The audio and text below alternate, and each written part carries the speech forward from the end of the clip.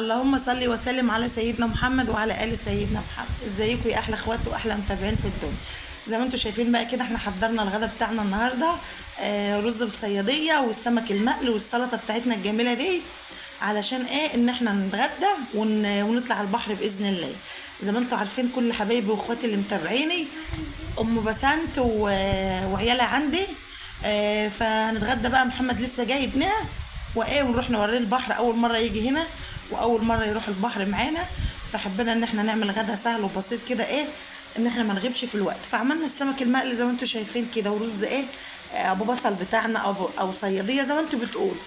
ماشي يا حبايب قلبي، بس اتمنى منكم اللي بيشاهد الفيديوهات بتاعتي يحط لي لايك والاشتراك، ويا رب اكون بفيدكم لو بمعلومه بسيطه او قناتي تكون محبوبه على قلوبكم وعندكم. وزي ما انتم شايفين اهوت، ايه الاستاذ وائل قال تعالوا رسلنا الطبليه عشان نتغدى على الطبليه. قلت ماشي، فقمت داخله بقى الاوضه اللي احنا بنخبز فيها يا حبايب قلبي، واسعه شويه عشان تاخدنا. فحطيت الطبليه زي ما انتم شايفين ورصيت عليها الاكل اهو. يعني الطقوس بتاعت الطبليه او المنظر ده بيرجعنا ايه زمان كده شويه، خلانا نفتكر ايام اللمه وايام العيله وكده.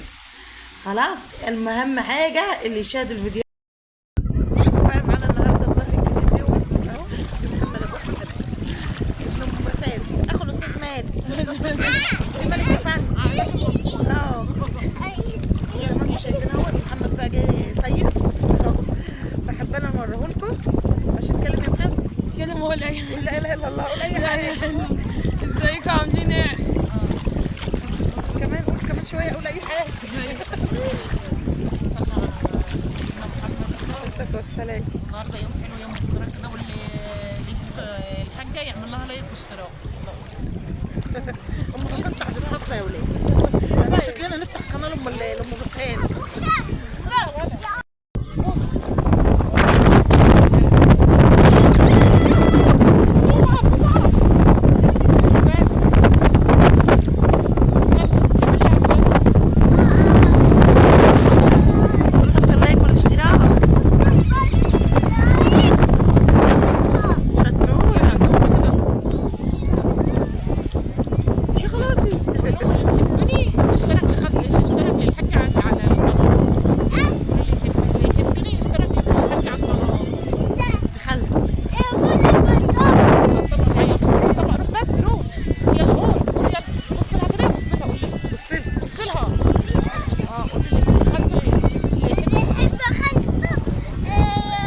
اشتراك يعمل لها اشتراك عند الحاجة في البلد.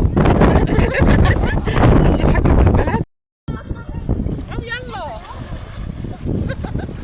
عم يا ملك، يلا عم.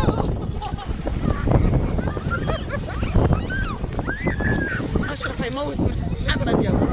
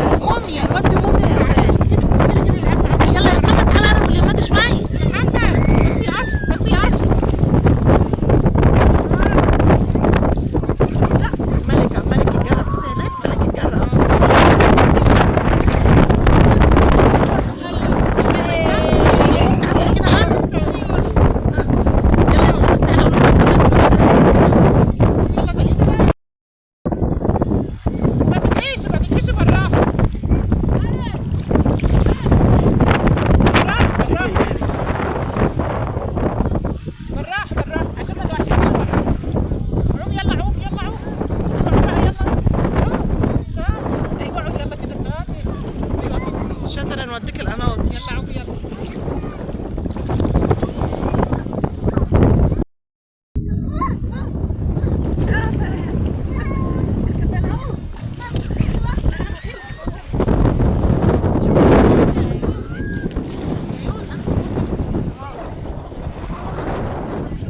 ما تبين اهو.